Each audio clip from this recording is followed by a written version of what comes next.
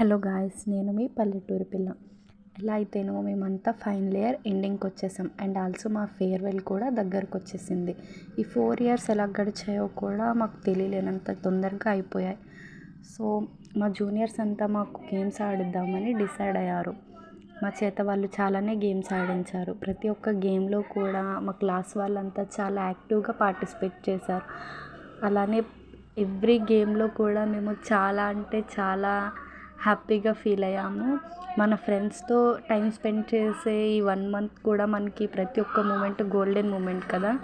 ఈ floor game అయితే మాకు చాలా ఎంటర్టైనింగ్గా అనిపించింది. ఒకరి కార్డులో ఉన్న పిండి ఇంకొకరికి ట్రాన్స్ఫర్ చేయటం, ఈ గ్యాప్లో ఆపోజిట్ పర్సన్ నవ్వితే ఆ పిండి అంతా వచ్చి మన ఫేస్ మీద పడటం, ఇదంతా మాకు చాలా కామెడీగా అనిపించింది.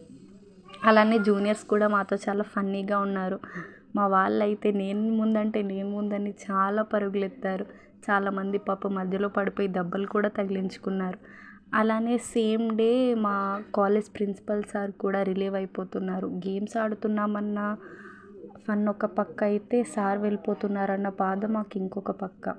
సార్ కూడా పాపం చాలా బాధతో మమ్మల్ని చాలా మోటివేట్ చేసి సార్ కూడా బాధతోనే రిలీవ్ అయ్యారు.